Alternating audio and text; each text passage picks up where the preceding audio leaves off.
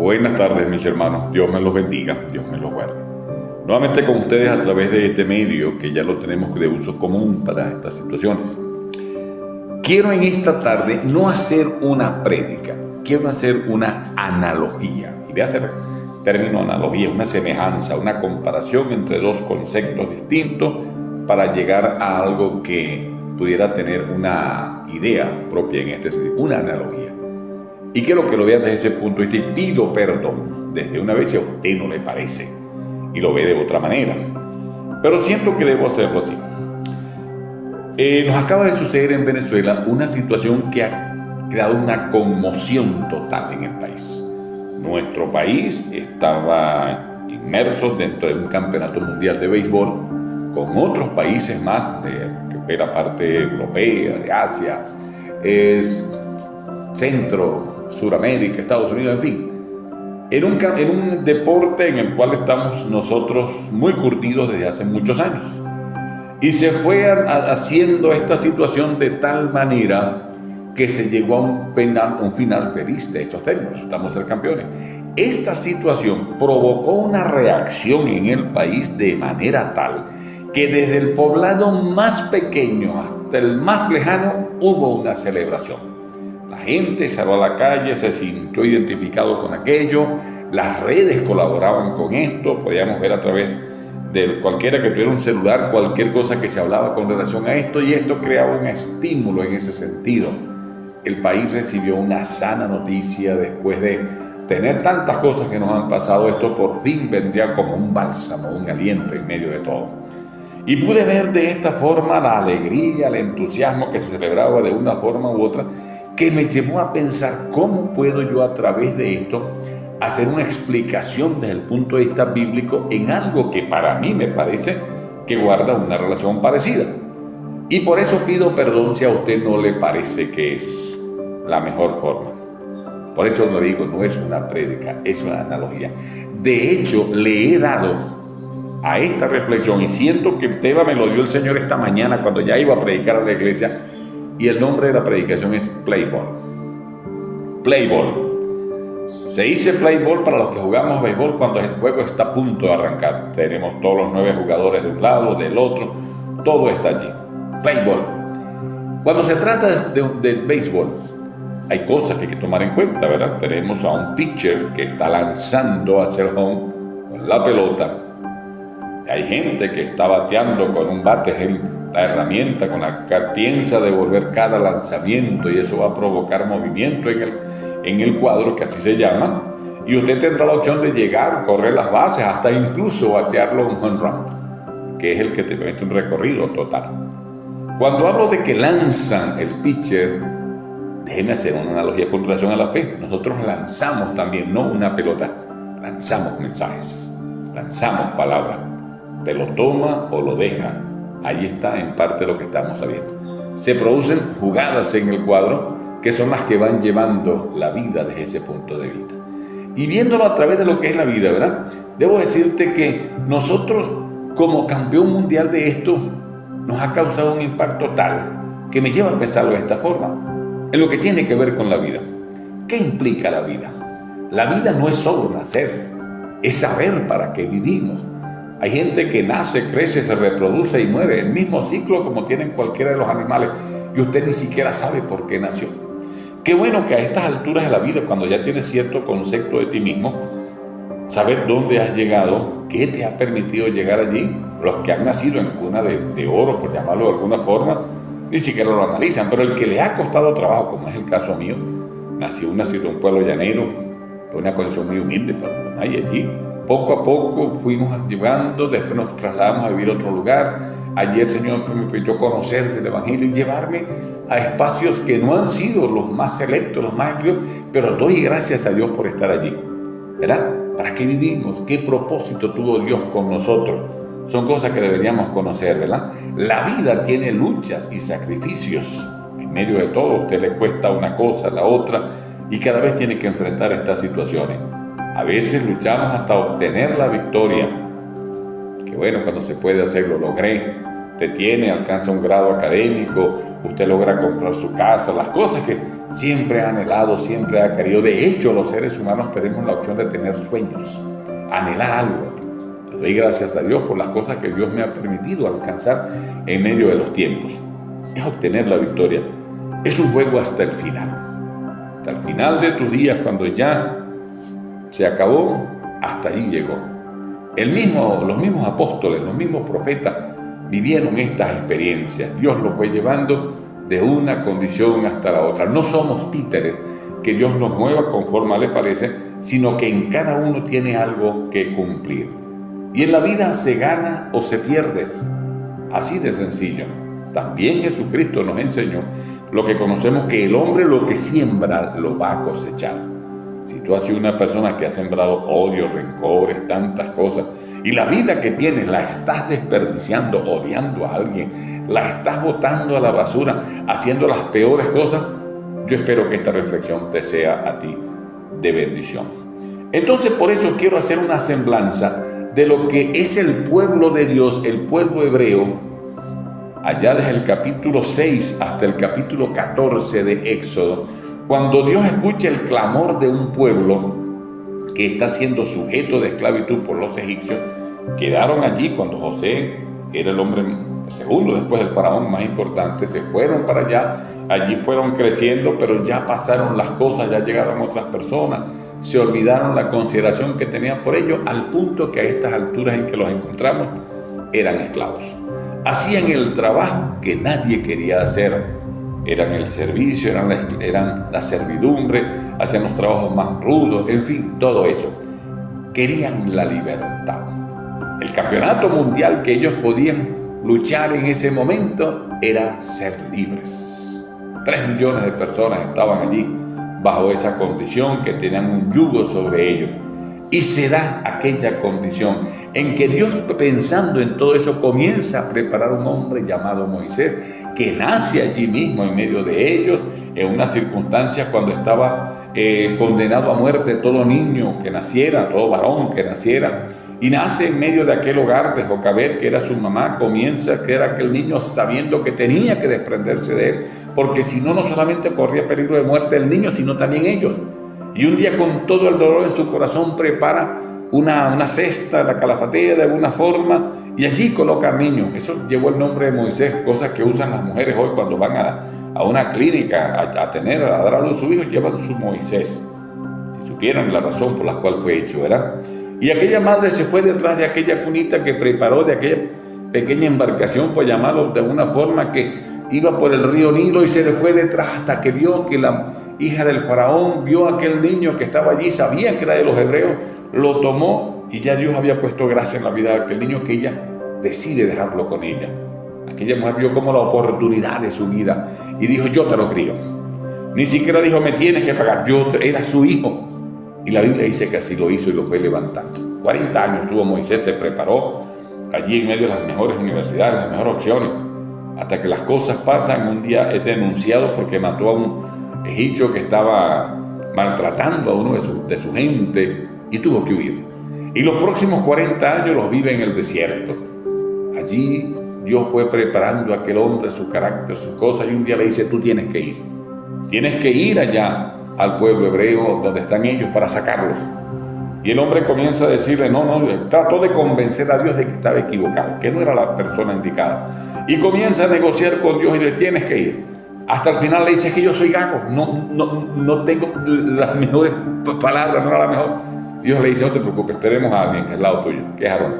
Pero la gracia, la autoridad se la daría Dios a Moisés. Ya que el hombre llega en el capítulo 6 a negociar con Faraón, la cinematografía le da el nombre de Ramsés, no estoy seguro si es el mismo. Y comienza: deja ir a mi pueblo, deja ir a mi pueblo. Y entonces comienzan aquellas cosas, comienza aquel juego, por ilustrarlo de esta manera. Y allí en las primeras de cambio, Aarón lanza su vara, que era su señal de autoridad, allí al suelo, y se convierte en una serpiente. Inmediatamente los que estaban al lado de Faraón dijeron: no has hecho nada que nosotros no sepamos hacer. Y también lanzaron sus varas que tenían y se convirtieron en serpientes. Solo que la vara de Aarón las devoró a todas ellas. Aquella gente eran esclavos por años. Dios prepara a Moisés, lo ciñe de la verdad, le da autoridad, porque entre otras cosas Moisés le dice a Dios: ¿qué les digo a ellos cuando me pregunten quién soy? Y él le dijo: dile que yo soy quien soy. Dicho en términos más sencillos, yo soy lo que tú quieres que yo sea. Allí había gente con tanto dolor. Y Dios le da a Moisés no solamente el llamado, le da la autoridad. Hay un plan divino para este hombre. Tenía que enfrentar una batalla muy dura. Un juego de 9 innings, por ilustrarlo de alguna manera. Cada inning tiene 3 outs, se anotan carreras, se hacen atrapadas, en fin, ahí estaba. Y vemos que se pueden desarrollar situaciones distintas. Moisés, por llamarlo de alguna forma, sería el manager en aquel instante. Sería el que tomaría las decisiones, quien batea, quien corre, como lo hacen los managers. Yo jugué pelota siendo un muchacho, me encantaba. Mi mamá en aquel momento me decía, yo tengo 72 años, me decía: eso es para vagos, eso es para flojos, usted no puede estar en eso. Y me inició más por otras áreas, nunca por el juego. Hoy es otra opción. Hoy los padres desean que sus muchachos jueguen béisbol porque se harían millonarios con una firma, con tantas cosas. Así viene siendo. Moisés sería el manager de aquella gente, ¿verdad? Que tenía un juego, un enemigo que no se rendía, que bateaba, que corría, y que el juego apenas empezaba. Mis hermanos, inning por inning, como se llama el espacio que hay entre uno y otro, se fue dando, y hubo reacciones de parte de uno. Dios, bendiciendo a Moisés entre una cosa y otra, se dieron las famosas 10 plagas. Se iban dando el granizo, el agua se convirtió en sangre, había tan langostas, todas estas cosas iba dando, y Faraón veía que no estaba tratando con cualquiera. Era un pobre equipo, un equipo que le estaba dando la pelea. Mientras ellos no estaban allí haciendo lo mismo, sino que el que estaba dando la cara era Moisés, acompañado de Faraón. Y la Biblia dice que reacción a reacción, plaga a plaga, Faraón endurecía más su corazón. No llegaba un momento de decirle: sí, váyanse. No, él seguía dando la batalla. Era un juego cerrado, por llamarlo de alguna manera. Llegó un momento en el cual el juego está empatado. Vimos ahora en el Campeonato Mundial, Venezuela anota 2 carreras, Estados Unidos anota 2 carreras, estábamos empatados. ¿Qué podía pasar? Había algo muy interesante en esto. Hubo gente muy cristiana en medio de este equipo, que oraban, que le daban las gracias al Señor, que le atribuían a Dios la honra y la gloria. Eso lo pudimos ver todos. Creo que fue la gran diferencia para muchos. Un país totalmente representado por estos muchachos jóvenes peloteros que estaban allí, no solo por lo que pudieran ganar económicamente, que sí ganaron, sino por hacer las cosas que esperaban iban a ser de bendición. Y el juego se desempata cuando ya al final de la 10ª plaga, que se conoce como la muerte del hijo primogénito, Moisés da la palabra y dice: esta noche hay que manchar la puerta de cada casa con la sangre de un ovejo, así un sacrificio que se haga. Eso se conoce como la Pascua en medio del pueblo hebreo, porque el ángel de la muerte va a pasar por esta ciudad, y donde no vea esa marca, el hijo mayor va a morir. Todo el mundo tiene un hijo mayor, egipcios y todo, y allí pasó. Ya después de eso, Faraón ve que las cosas no le eran favorables y le dice: sí, váyanse, ya no espero más, no aguanto más. El dolor era muy grande, el lamento en todo lo que eran los pueblos, las grandes ciudades de ellos, estaba en aquel momento en su máxima, pues váyanse. Y los hebreos comienzan a recoger todos: nos vamos. Prácticamente ya llegó el 9º inning, se cerraba el juego, estaba allí, pero como estaban en Egipto, era el home club, necesitaban batear, tenían su última opción, su posibilidad de empatar, estaba dando allí, y salieron con todo.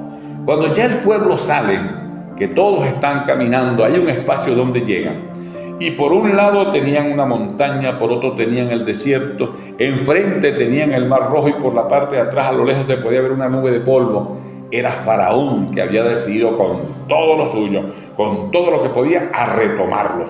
Se les estaba yendo el servicio, se les estaba yendo lo que tenían para hacer las cosas que ellos no querían. Ellos venían a retomar ese campeonato, por ilustrarlo de esta forma.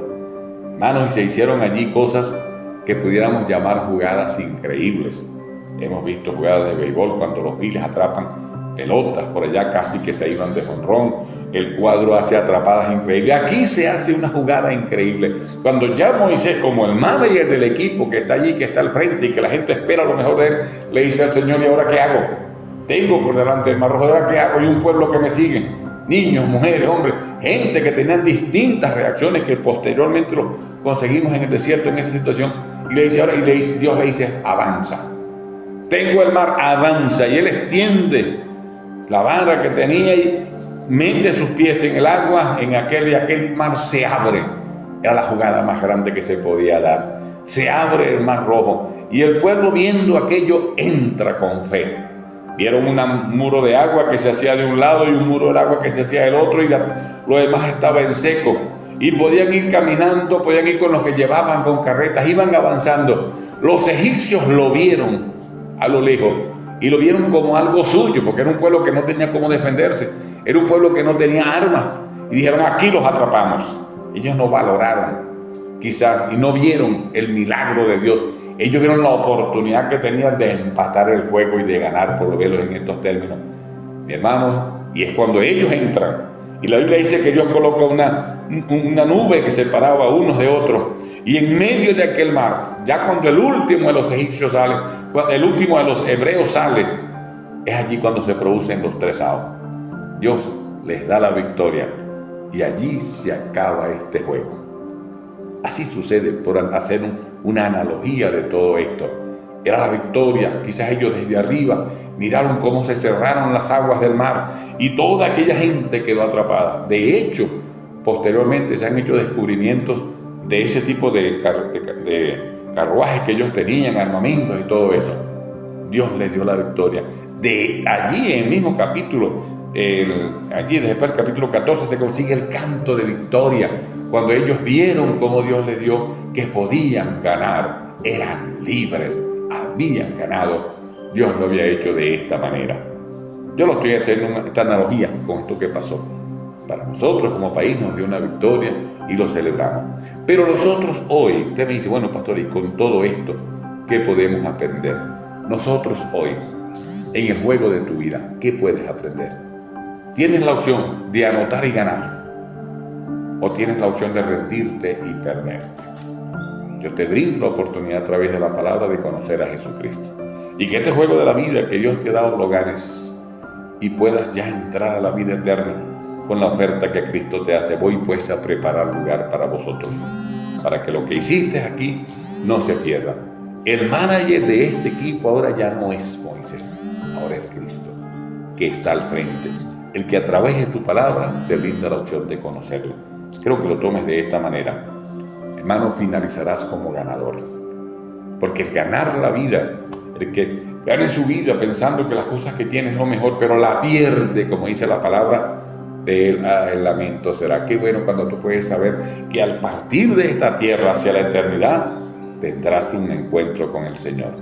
Y perdónenme lo que voy a decir, habrá un momento, no solamente a nivel de un país, a nivel mundial, cuando Cristo venga por su iglesia, cuando se derrame la presencia de Dios y busque por su iglesia, que el lamento será: ¿dónde está esto? ¿Dónde está el otro que se hicieron? ¿Dónde se fueron?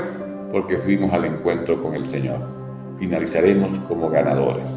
Pablo así lo dijo. Ya al final de su carrera, cuando ya todo estaba dado, él puede decir en estos términos: he peleado la buena batalla, he acabado la carrera, he guardado la fe. Por lo demás me está guardada la corona de justicia, la cual me dará el Señor juez justo en aquel día. Y no solo a mí, sino también a todos los que le aman su venida. Le dieron un premio, una copa a estos muchachos, la trajeron estos días al país. Y allí está, que simboliza que se tuvo la victoria. Hoy yo te puedo decir que tú ganarás tu vida cuando entregas tu vida al Señor. Cuando el Señor toma el control. Tú solo puedes hacer todas las cosas. De mi parte no me da para más. Quiero dejar esta analogía contigo. Tú lo analizas, lo disfrutarás, lo verás desde ese punto de vista. Como les dije, si no les parece, ofrezco mis disculpas. Pero pensé que podía compartirlos con ustedes de esta manera. Gracias, Señor, por esta oportunidad, por tenerlo a través de Jesucristo, a través de tu palabra, y poder hacer estos análisis que me permiten saber que en ti soy más que vencedor. A ti sea la gloria por siempre, en el nombre de Cristo. Amén. Quiero tu comentario, mi hermano, quiero tu opinión, para de esa forma tener tu reacción a ver qué me dices de ello. Yo lo he disfrutado en estos términos. Que Dios te bendiga. 0412-726-9831, ese es mi teléfono. Y entonces quiero que me des tu opinión para yo disfrutarlo también. O a través de mi correo gmail.com. Que Dios te bendiga y buenas tardes.